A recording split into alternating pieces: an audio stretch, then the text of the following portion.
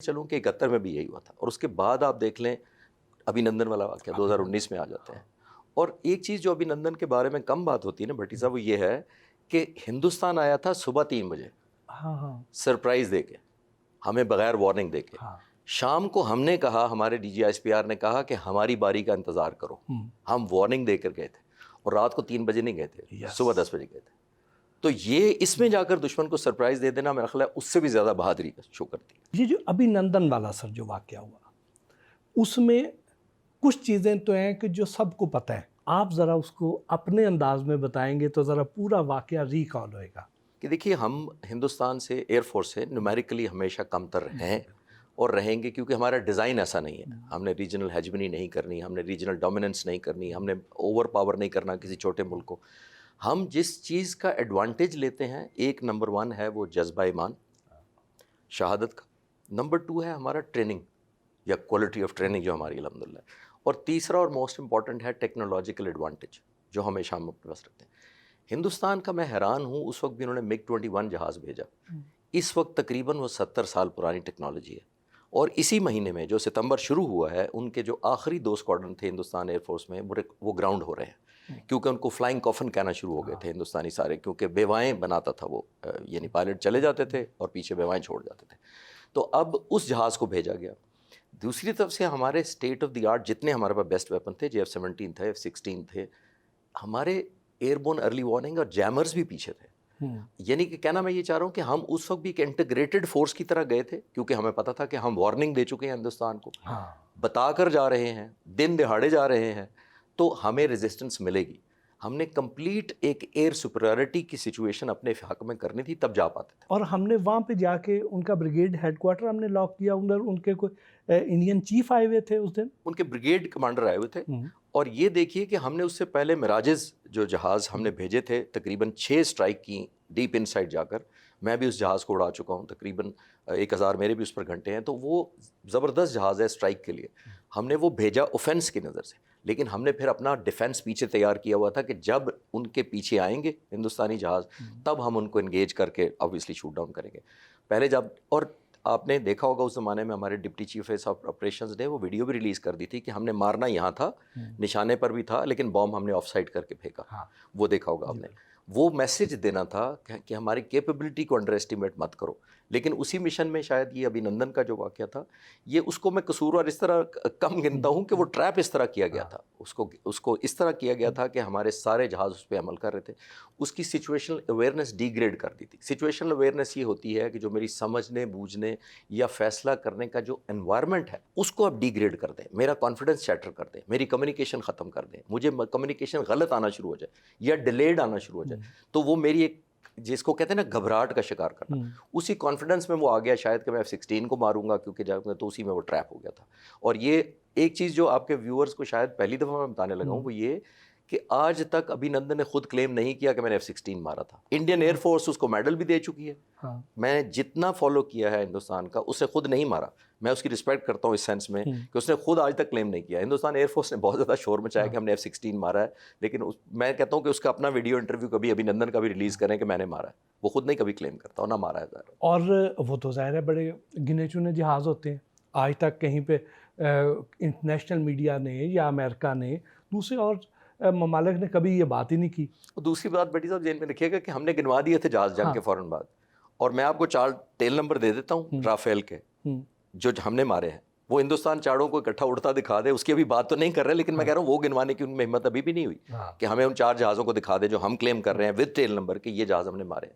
تو ساری دنیا کے سامنے کھل کے جلدی آ جاتا ہے. ابھی جب ہم 71 کا بھی ذکر کر رہے ہیں، 65 کا بھی کر رہے ہیں، 1959 کا بھی، بیچ میں ایک موقع ایسا آیا تھا جس وقت ہم ایٹمی دھماکے کرنے جا رہے تھے. اس وقت بھی انڈیا جارحیت کے موڈ میں تھا.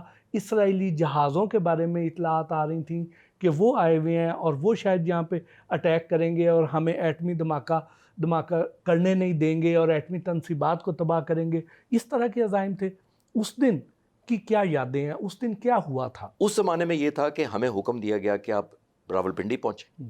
اس زمانے میں فائٹر جہاز وہاں نہیں ہوتے تھے، ٹرانسپورٹ اور دوسرے جہاز ہوتے تھے، تو ہم نے پوچھا کہ کیوں، تو پتہ لگا کہ ہم نیوکلیر بام بنا رہے ہیں، ہماری ایک نیوکلیر لیبارٹری ہے وہاں پر جس کو پروٹیکٹ کرنا ہے. اور پشاور اور کامرا سے کیوں نہیں ہو سکتی تھی؟ کیونکہ وارننگ بہت تھوڑی تھی کہ اگر کشمیر ویلی سے اگر دشمن آتا تو وہ 2 یا 3 منٹ میں حملہ آور ہو سکتا تھا نیوکلیر پلانٹ پر. اس لیے ہمیں پنڈی سے وہ ڈیوٹی کرنی پڑی.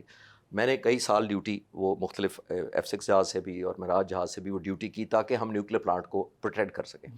میں سوال کی بیک گراؤنڈ میں کیوں گیا ہوں، اس وقت بھی جب ہم نے پوچھا بھٹی صاحب کہ کہاں سے اٹیک ہو سکتا ہے تو انہوں نے کہا 2 ملکوں سے. اب آپ جیسے پڑھے لکھے لوگوں کو میں بتاؤں کہ 2 کون سے ملک ہیں تو آپ کو سمجھ آ جائے گی میں کیا کہہ رہا ہوں. اس وقت بھی ہمیں تھریٹ تھا، اور یہ پھر ہسٹری کنٹینیو رہتی ہے جب تک افغان سوویٹ وار شروع ہو گئی، پھر امریکہ نے ہمیں درگزر کیا. حالانکہ ہم نیوکلیر اپنے پرولیفریشن یا پلانٹ کے مینوفیکچرنگ وغیرہ میں ہمارا بچے کام چل رہا تھا. لیکن جو آپ کے ویورز کو شاید آج تک نہ پتا ہو کہ ہم نے F-16 کے پیسے دیے ہوئے تھے. جی جب سوویٹ یونین چلا گیا تو $658 ملین ہمارے امریکہ کو ہم نے پے کیے ہوئے تھے نئے F-16 کے لیے، وہ روک لیے گئے. اس کے بدلے میں ہمیں کہا گیا گندم لے لیں، ٹھیک، ہمیں F-16 بھی روک دیے گئے. یہ JF-17 جس کی بعد میں بات کریں گے یہ بعد میں بنا تھا.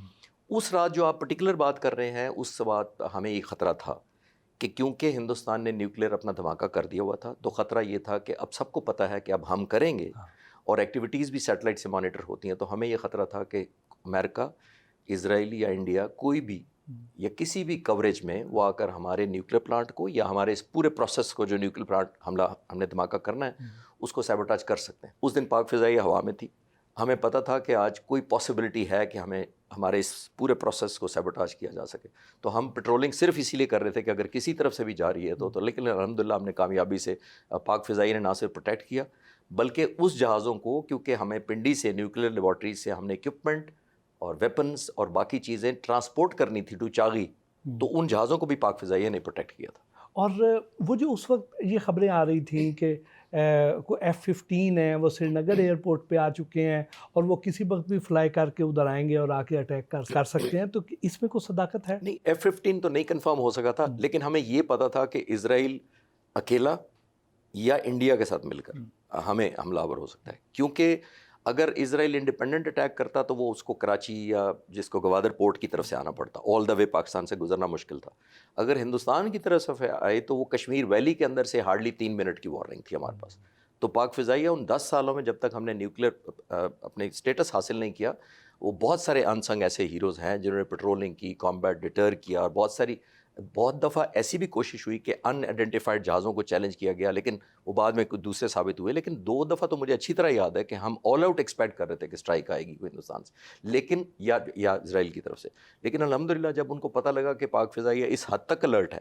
اور ایک اور آخری بات اس سوال کے جواب میں یہ کہتا چلوں کہ یہ بچا کیسے ہے نیوکلیر پلانٹ. میں آپ کے نوجوانوں کو یہ بتاتا ہوں کہ جب آپ دشمن کو بھٹی صاحب یہ کہہ دیتے ہیں نا کہ اگر ہم سے قیمت لوگے تو اس سے زیادہ قیمت خود دو گے تو آپ پہ کوئی حملہ نہیں کرتا. اسرائیل کو یہ پاکستان نے کلیئر کیا ہوا تھا کہ قیمت آپ کو بھی پھر اسی طرح کی دینی پڑے گی. یہ بغداد والا اٹیک نہیں ہوگا کہ عراق کے نیوکلیر پلانٹ پر حملہ کیا یا ایران کے نیوکلیر پلانٹ.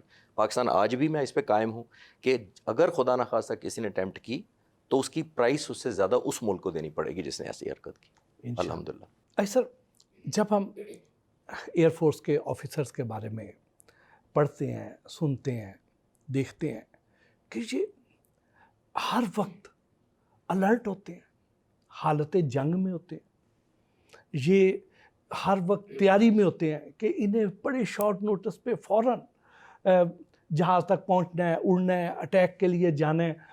تو یہ جو اس حد تک چوکس ہوتے ہیں، اس حد تک الرٹ ہوتے ہیں، تو کیا ان کی زندگی بڑی کوئی مشینی سی، بڑی کوئی روبوٹک سی نہیں ہو جاتی ہے؟ تو کیا یہ کوئی ہنستے کھیلتے بھی ہیں، کوئی مذاق بھی کرتے ہیں یا ہر وقت اسی طرح سیریس رہتے ہیں؟ نہیں، اپنا جب پروفیشن کا ذکر آتا ہے تو بہت سیریس ہوتے ہیں.